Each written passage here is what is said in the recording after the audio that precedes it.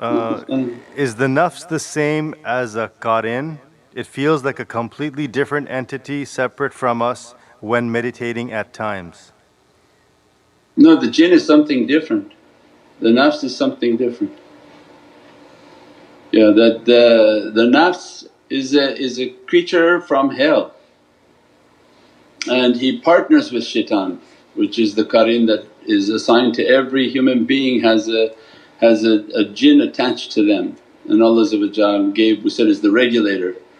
And that creature is intention to bring the energy of insan down, and the one whom partners with him is the nafs, nafsa amara. So the nafs amara and shaitan becomes shareek. There's no shareek with Allah, you're not even anywhere near there to establish that. So la shareek means that don't let your nafs become partner with shaitan to destroy your soul. Already the soul is in difficulty by being inside of the physicality.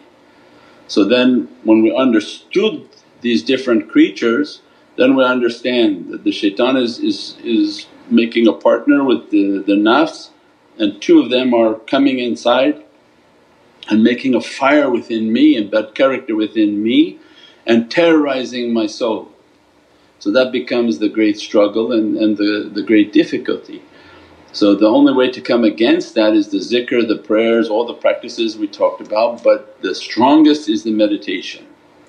As soon as we make the muraqabah, there's now a fourth person. So you have the person, their soul, their nafs and shaitan.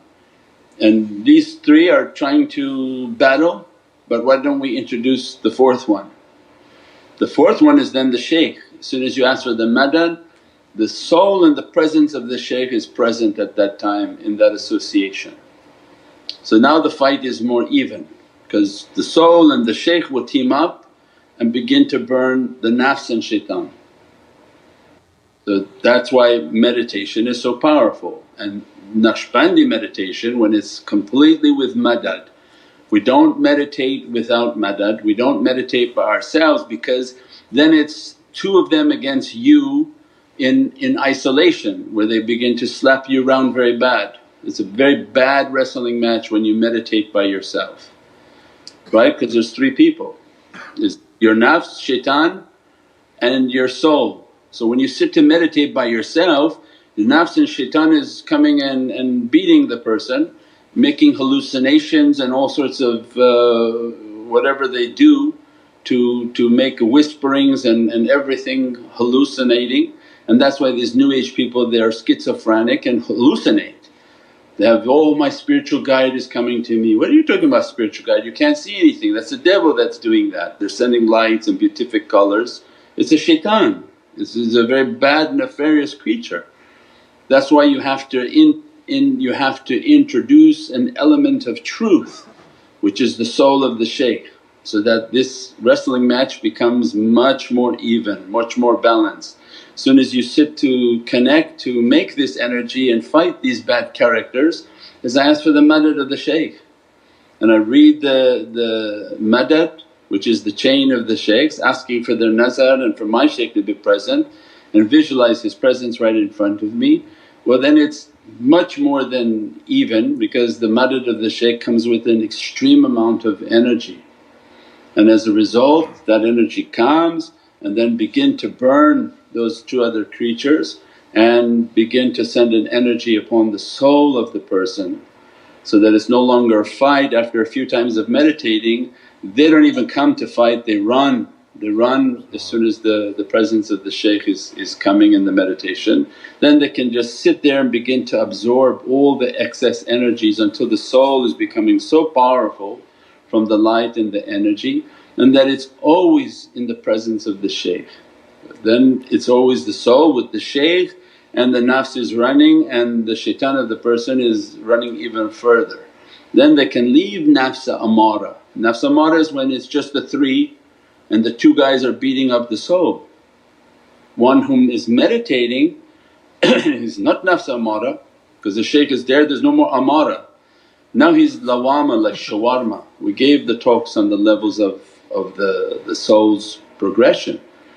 Now the shaykh is influencing the person what is right and wrong, and as a result there's more light coming and taming that devil not to cooperate with shaitan. And as they're progressing, so nafsan mutma'inna is what? Is the nafs that no longer with shaitan but is with the soul, and that nafs has been tamed to be like a buraq and does not deal with the shaitan and does not partner with the shaitan, becomes the buraq of that soul. That way that nafs now will carry that servant into their worshipness, their ibadah, and grant them a himmah, because now they're not battling that inner battle they have reached a state of mutma'in, which would be like certainty. So that conflict has to end, and then at higher levels their nafs is a buraq for them.